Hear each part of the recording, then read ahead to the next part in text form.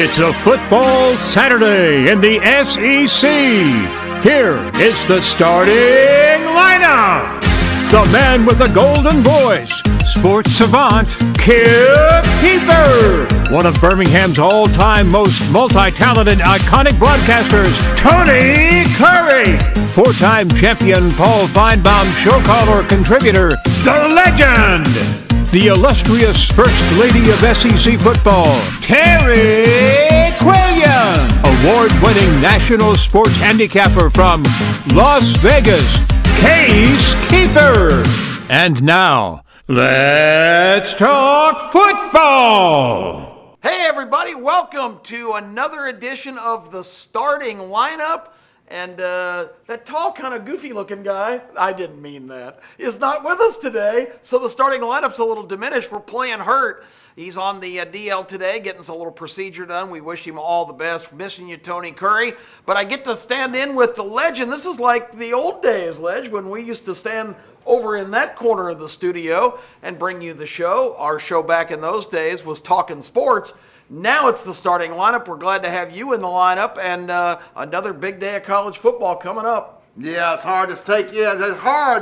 The shoes of Tony Curry, cause they're about size 17, 18 inches long. You know, it's hard to stand in them shoes, Tony T. We love you, but man, I'm so honored to be here with you, getting in the starting lineup for real. Usually, you know, y'all bring me in the third quarter for 5 minutes, but today, ladies and gentlemen, right here with the Keeper. Oh, they put me in the starting lineup. I'm trying to go for 40. This is going to be great. A big day. I know you're going to cover it when we get to the cave in a little bit. But this is one of the bigger games in Alabama in the regular season in a long time, because Alabama and LSU both taking the field with 2 losses tonight. This is basically, I think, to be honest, an elimination game. Kellen DeBoer, it's your time. We gave you them $10 million for a reason, and today is the day, baby. It's time to take all that Washington magic and put it all in your brain and Nick Sheridan's brain. We need this one. I don't want to be home Thanksgiving, Kipper, with Alabama not in the playoffs. I'm not going to be happy. That would be a disaster. Looking at this whole situation, Legend, we talked about on the radio last Saturday before the games. You said to me something. I love the bye week. Alabama just gets to sit back. And you said you wanted chaos. I think you got a lot of that last week.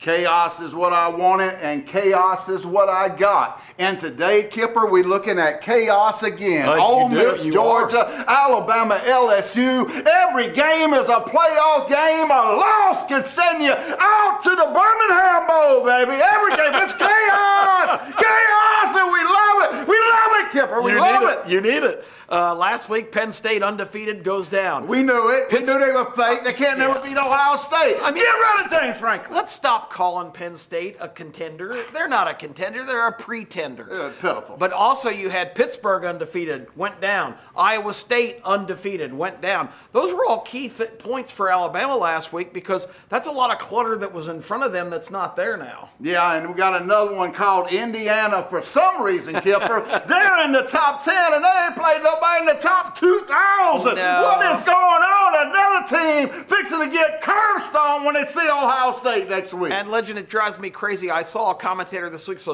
well, Indiana's going to get a real test this week when Michigan comes to town. If Michigan loses today, it'll be their 5th loss of the season. Man. Michigan is name only. This is not a big test. Yeah, some of these leagues are so pathetic. They don't have but 1 or 2 good teams in them, and the rest is pure garbage. And the playoff committee is going to have enough sense to realize that a 3-loss team in the SEC is probably better than most 1-loss teams in the ACC and the Big 12, Kipper. That's just the reality of the situation. Can they handle it? Can they handle the chaos, Kipper? I have to be candid. I'm not optimistic. I think they have to feel politically politically correct and get as many teams from as many conferences in. That's going to leave a lot of really good SEC teams on the sideline. I've been concerned about that all year and the way things are shaping up. Now, we can have a lot more chaos. We're going to talk about all these other games in our marquee matchups. Let's get to those now. Of course, Alabama LSU is right on the top of the sheet. LSU Saturday night in Baton Rouge, all the hype, all of the mystique of them playing under the lights. But Alabama's handled that well before, so let's see what happens on the field tonight there. We'll get into Legends' opinions on the big games. I kind of have a feeling he's going to have some thoughts on that one. Yes, I am. In the SEC, Georgia at Ole Miss. Georgia continues the most ridiculous, difficult schedule. They've already been to Alabama. They've already been to Texas. Now they're off to Ole Miss this weekend. The Rebels coming in on a roll. They put up 65 against Arkansas last week. This is a tough spot for Georgia, and they might be in a position where they're going to not have a chance to get to Atlanta in the SEC championship game if they can't take care of their business tonight. The other two games are kind of departures in the marquee matchups because they're both in the Big 12 of all places, but that's where a lot of problems for the SEC could emanate. BYU is at Utah today. The game that's called the Holy War, which is interesting. BYU is unbeaten, Ledge. They are right now in the catbird seat to be in the automatic qualifier spot and get a bye in the first round. They're playing Utah, and there is no love lost. That is a huge rivalry game. I can't wait to see that one. I think it's going to be very interesting to see if the Cougars can stay undefeated. And the other one is Deion Sanders. Primetime, Colorado lost 2 out of their first 3. They go to Texas Tech tonight, who took down Iowa State last week. You say, why is Colorado pertinent? They've only got 1 loss in the Big 12. They've got a chance to go to the Big 12 championship game, and if they win that, they get one of those byes. Prime time would be one of the 4 teams sitting at the first round, so it's going to be great. What are your thoughts on the marquee matchups? Well, I tell you, they all are playoff games. It's a chaotic day, ladies and gentlemen. You wanted chaos, you got it. That's what I think today, Keefer. There's no room for losing today. There's no room because all eyes are on you now. The committee, they put the teams out. They know who they are. They know what they got to do. You got to get into the arena, and you got to play big boy football. You hear me, Keefer DeBoer? Oh, don't make me stop. Don't make me stop. Because you know, for me, Keefer, all the matchups, none of them mean anything unless Alabama wins. There you go. I know Terre Quillian's got some thoughts down in Dallas, and I imagine Georgia's probably going to be on top of her mind. Take it away, Terre. Elsewhere in the SEC, we have the number 2 Georgia Bulldogs traveling to Oxford, Mississippi to take on the number 16 Ole Miss Rebels. Now, you would think, with it being number 2 versus number 16, that the Bulldogs would be heavily favored, but they're not. The point spread is just a couple of points. What is going on here? Well, part of what's going on is that the Rebels are red hot. Jackson Dart is really feeling it. He's thrown for over 3,400 yards so far this season. And on the other side of the field, Carson Beck, who was widely expected to be the top quarterback in the nation this year, man, Carson is struggling. He threw 3 interceptions against the Gators in Jacksonville last Saturday. So you can see why the game is predicted to be a lot closer than that number 2 versus number 16 would show it to be. It's also interesting because you got 2 of Nick Saban's former coordinators playing each other with Lane versus Kirby. Georgia fans are wondering which team is going to show up. Is it going to be the team that so effectively throttled Texas in Austin, or is it going to be the team that seemed to struggle against the hapless Gators in Jacksonville? We'll see Saturday afternoon at 2:30 right here on ABC. Wrapping us up with the most marquee game of the marquee games. I'm looking for a 3rd straight week of picking an outright underdog winner in this segment, and that's right. This week I am saying Ole Miss will beat Georgia. Why? Well, to be quite honest, I have been more impressed with the Rebels than the Bulldogs this year. Now, I know some people are saying, what? Ole Miss has 2 losses, Georgia has beaten Texas. Sure, but let's get granular, and if you get down to any level, Ole Miss, they've lost both those 2 games by 3 points. Crazy things went against them on both instances. Those results easily could have been flipped. Georgia has been outstanding for 2 halves. Those 2 halves, one against Clemson, one against Texas, where they looked like the best team in the nation. But what about the other 10 halves of the year? I think they've looked pretty pedestrian. I like Ole Miss's roster quality better. Georgia certainly has the advantage on the sideline, so maybe I get run over and look foolish here, but you got to be willing to take that risk. Give me the Rebels in Oxford. Step back into the groove and then into the Birmingham Racecourse Casino. Check this out. It's all happening here. The Birmingham Racecourse Casino is the local place to win. Good times right here. Let the Birmingham Racecourse Casino bring the good times to you. The Birmingham Racecourse Casino, where the good times roll. Where you could be a winner too. Yeah, boy! And today in the Coach's Corner, we have Kirby Smart, the head coach of the Georgia Bulldogs, who is getting a raft of criticism from his own fans. It's amazing. You would never know that the Georgia Bulldogs won their last game 34-20 if you heard the caterwauling by the Georgia fans. They are apparently apoplectic over the play of quarterback Carson Beck, which is understandable given that he threw 3 interceptions in this last game. And so far this season, he's thrown more interceptions at this point than he did in all of last season. What seems to be really bothering the Georgia fans is that Kirby is not raking Carson Beck over the coals publicly. It's interesting. Here's what Kirby Smart had to say. Listen to both his press conference right after the game on Saturday, and then I watched his press conference today as well, and he basically was delivering the same message. He said, hey, look, there were 73 snaps that Carson took. Out of those 73, 68 were really, really good decisions. Kirby went on to say, hey, I'll take 68 out of 73 good decisions any day of the week.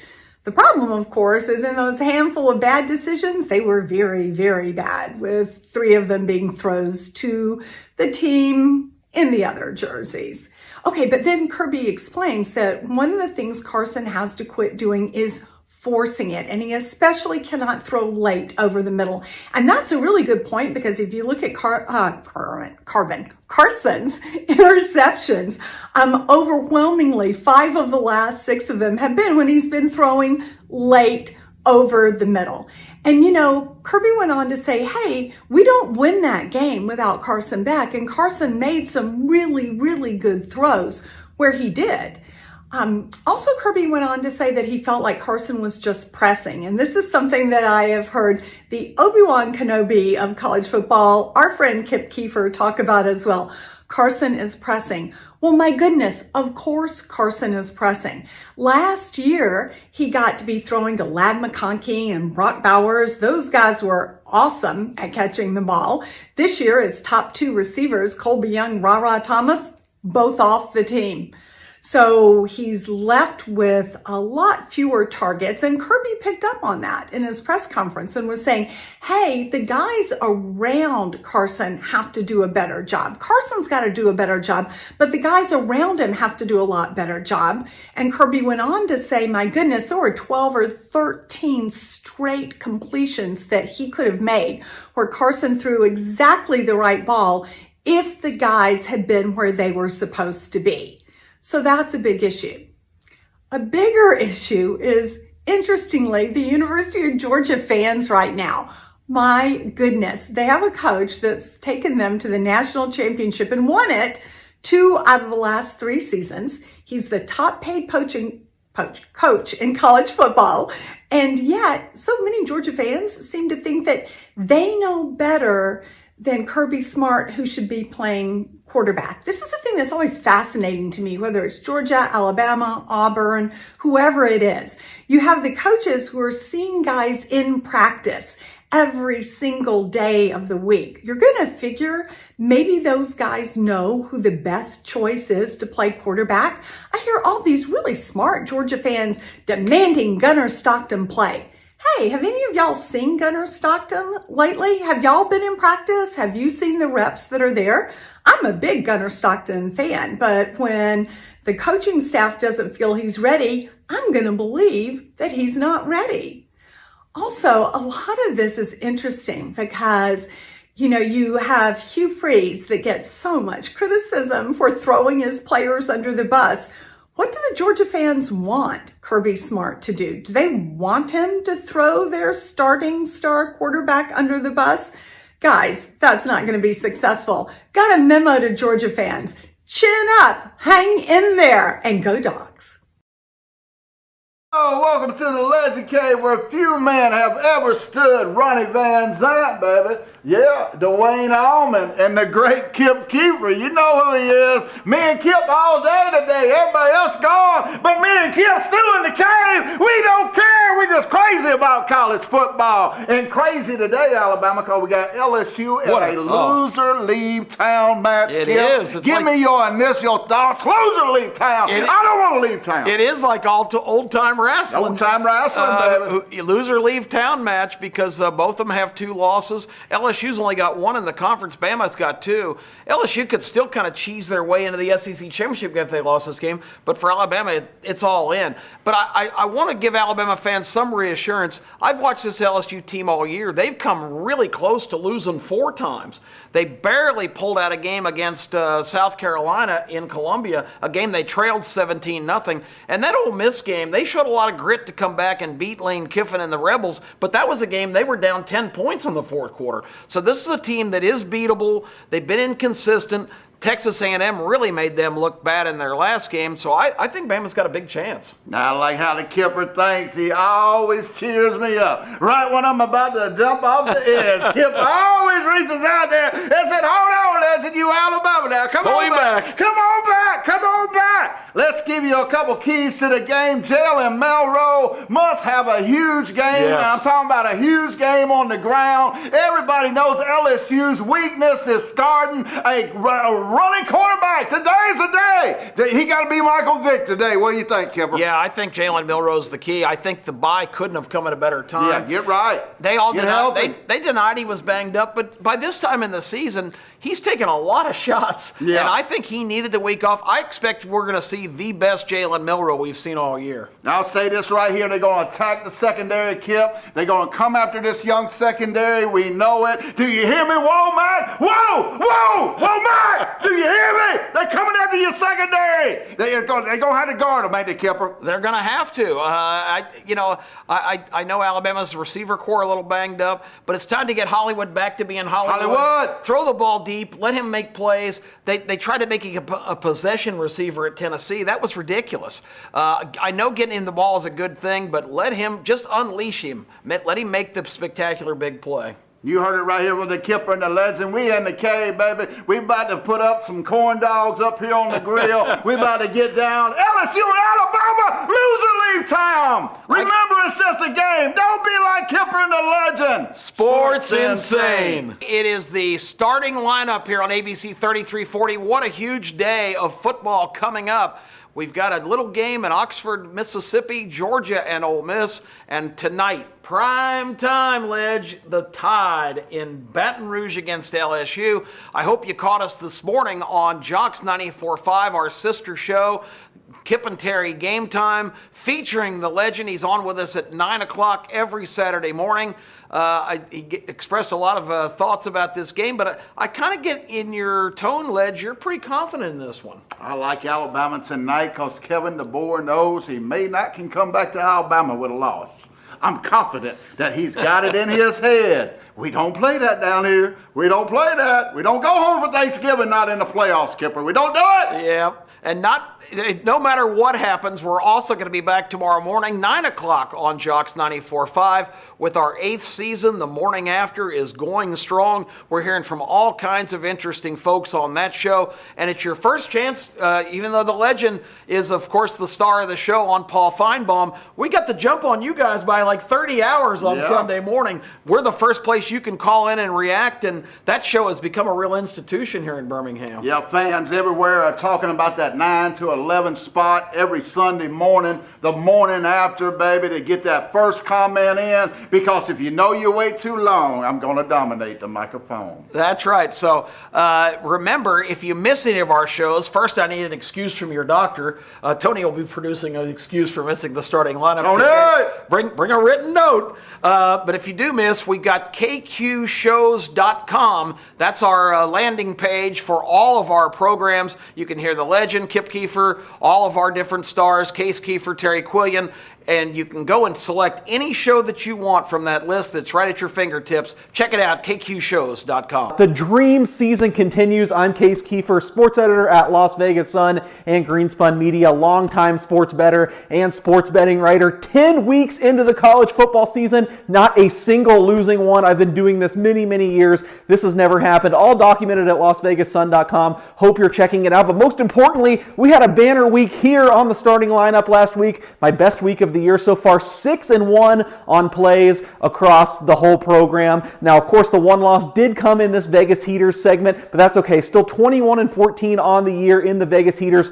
41-26 on the starting lineup overall. Now, I know I'm sounding really confident right now, really fired up, but I gotta say, week 11 is looking a little tougher. I'm not finding a lot of the smash spots that I shared last week and really liked. We're still gonna go with 3 college football games as we do each week here. I try to work in a theme. I guess this one's just gonna be stubbornness because I'm sticking to some teams that have bit me in this segment or other parts of the show throughout the year, but I think there is value this week. We're gonna start in the SEC, first 2 games in the SEC, and we are laying a big number, which has not been good to do in the SEC this year because, as you probably heard, favorites have not been covering these big spreads. 15-2 double-digit underdogs. We're going to roll the dice and give it another try. Texas minus 21.5 against Florida. I just give the Gators no chance with Aiden Warner starting. I have been pretty stubborn on the Longhorns, I have to admit. I picked them against Vanderbilt against the spread here a couple weeks ago. They didn't even come close to covering in that game. Even after the Georgia loss, I still said I think they are the most likely national champion winners. They have the easiest path to the SEC championship game, which means the easiest path to the number 1 seed and therefore getting to the title game. I think this is when they kind of start to get it back together. Maybe I wouldn't have thought that way if DJ Lagway doesn't get hurt, but this just looks like a mismatch to me. I actually bet Texas minus 18.5, a 3-point move since then. I still would lay 21.5. With the new quarterback, I think this should be more in the 24 range. Now in a related category, next game, laying another SEC favorite where I got a much better number. I bet South Carolina minus 1.5 at open going to Vanderbilt. It's now 3.5. I'm still fine with that. It hurts me to turn my back on the Commodores so strongly. I bet against them each of the last 2 weeks and they ended up covering, but they're just not playing that well right now. Not like they were at the beginning of the year. Hey, we were all over them at the beginning of the year. Them over Virginia Tech was one of my best bets week 1. Again, all this documented on LasVegasSun.com if you don't believe me. Now they're barely averaging 4 yards per play. Diego Pavia is limping around, and yeah, I know they have been so impressive. They've toughed it out and gotten by it to hang with Texas a little bit, at least on the scoreboard, keep it respectable, and then beat Auburn. But Auburn is kind of a mess right now, as you all know. I just don't think that's going to work this week. I think South Carolina is going to be on that upward trajectory, that momentum. I know people say, oh, it might be a hangover after the loss. Well, let's go back to Vanderbilt. They didn't have much of a hangover after beating Alabama, did they? They went in and beat Kentucky the next week. I think South Carolina is rolling right now. I love this defense. 3.5, we're getting right on the teetering line. I would not lay much more than this, but South Carolina minus 3.5, I will take that. And lastly, we have to leave the SEC, but at least stay in the region. Another short favorite. I talked about how good of numbers I got in the first 2 games, and I really do think that's important. If you're looking to improve as a sports bettor, the number 1 thing you should do is make sure you are beating the closing market. That's so important. This one, I'm going to lose against the opening number. I bet NC State minus 4.5 against Duke. I'm stubborn with Duke because I just do not think this team is very good. They get every break every week, plus 6 in turnovers against SMU. Can't beat them. Outgained by 2.5 yards per play against an awful Florida State team. Somehow won that game. Manny Diaz is doing a good job at coach, but I just don't believe in them long term. NC State, meanwhile, CJ Bailey finally getting it together at quarterback after Grayson McCall retired. I think they are trending upwards. Minus 3, no big deal to me for NC State. Finally, the bonus bet. We've gone NBA the last 2 weeks. I'd love to give a college basketball play this week, but I think it's got to be NBA 3 straight weeks because one of my favorite, at least low-key events starts next week, the NBA Cup, which culminates here in Las Vegas. And I think someone's asleep at the wheel and not updating these markets because 2 of the 3 best teams to start the year have been the Thunder and the Cavaliers. Now going into the year on Las Vegas Weekly, I gave them both out to win the NBA Cup at plus 850 and 22-1 respectively. You can still bet those 2. So give me a Thunder Cavaliers 8-1, 22-1 to win the NBA Cup. Thanks for joining me for Vegas Heaters once again. David Legend has been on fire. He has been on He is fire. burning up Walker County. The Jasper Fire Department working overtime. He's getting bigger than me down in Walker County. They said, David Legend, who is the legend? I said, is he the brother of David Legend? Man, he's on fire, 11-2 in the last 4 weeks. That's insane. This week, he likes Army, minus the 5.5 against North Texas. He likes Georgia. How about them dogs? How about them dogs? Don't ask me. He likes Georgia minus the 2 at Ole Miss. And his dog of the week is them Syracuse Orangemen. That's his pick. Army, Wow. Georgia, and Syracuse. David Legend said it. Y'all ride it, especially down there in Walker County, boys. Now out the Case Keeper, 2-1 last week like us. Still tied for first place. Let's hear it, Case. 3-0 last week for me. Let's go 3-0 again for my upset. Give me UCF to knock off Arizona State. Cam Scattaboo has been everything to the Sun Devils this year. He's doubtful to play today. UCF, meanwhile, absolutely crushes Arizona last week. Looks like they are trending upwards and turning into the team we thought they could be coming into the year. Next, I thought this would be my upset of the week, but they've since flipped to the favorite. Oklahoma minus 2.5 against Missouri. As long as this is 3 or less, I think it is safe. Things are going much better for the Sooners since they moved on from Seth Luttrell at offensive coordinator. Meanwhile, Missouri is crashing without Brady Cook. I like the Sooners. And finally, a team I have used in this segment time and time again. Give me the Colorado Buffaloes laying 3 at Texas Tech. Give Travis Hunter the Heisman now. He has been the most impressive player in the country. I would love to see Colorado in the Big 12 championship game. Laying 3 at Texas Tech, a no-brainer. Let's see what we've got next. Well, we have 2, so I have 2 best bets. I'm going to start with Pittsburgh, a team in the ACC who was unbeaten last week until they made an unfortunate trip to Dallas and SMU boat raced them. Boat race. Legend I've seen many times, a team that's kind of being lucky. I won't call them lucky. Pitt's done a good job to be undefeated going into last week before they got clobbered. But I've seen it so many times. A team comes and gets exposed like that, and they really don't come back that strong the next game. I think you'll see right off the bat in this game if Pitt's going to recover from that or if they're going to have a big hangover. I'm betting on the latter. They're hosting today the Virginia Cavaliers, a team with a really good quarterback, a decent defense, a team that's been competitive in every game. I think Virginia is a great bet today at 7.5 against Pittsburgh. At Pittsburgh, give me those Virginia Cavaliers in the ACC. From there, I'm going to pivot into the SEC. Vanderbilt has had a dream season. They're bowl eligible with 3 games to go. Who ever thought that would be the headline? I don't like hearing that name. Vanderbilt is, they've swept Alabama, both Auburn and Alabama. They've dominated the teams here. They're 6-3. They're already bowl eligible, which, let's be frank, that was their goal. Yeah. They've already reached their goal. Congrats. This South Carolina team they're playing today in Nashville is on a roll. Yeah. Man, they boat raced, steamrolled, blew away, however you want to say it, the Texas A&M Thank God. Aggies last week. Thank God they exposed them. And I'll tell you what, Lenoris Sellers, their quarterback, is getting better and better every week. I think this team is playing as well as anybody in the league. They gave you a big scare in Tuscaloosa a couple weeks ago. Vanderbilt is a 3-point underdog, so they never get any respect. They might as well change their name from Commodores to Rodney Dangerfields. But I think South Carolina's a better team. I like the Gamecocks. Give the 3 today. I think they will continue their role. And my upset special... Oh, give it to us. My upset special of the week, I'm going out to the Big 12. I mentioned it in the open. I think Utah's had a sad season. They were the unanimous pick by the sports writers at the Big 12 conference in Las Vegas before the year. And Utah's fallen on some hard times. They've lost Cam Rising, their quarterback. This is the chance to ruin everybody in the state who loves BYU. This is a fierce rivalry that a lot of people in the Southeast don't understand. Utah's getting 4 points at home. BYU's been great, but I think the Utes pull the big upset today and knock BYU from the ranks of the unbeaten and really make the Big 12 a mess. So that's my picks: Virginia, South Carolina, and my upset special, Utah. Well, that's all the time we have. We've got football to watch all the rest of the day. It's been awesome hanging out with the legend. It's awesome hanging out with you, Keefer. We're going to have a great day of football, and can't wait to put all those pieces together and come back with you next Saturday morning, and we'll be ready to tee it up and crank it up again. Thanks for everybody watching, and we will see you next week right here on ABC 3340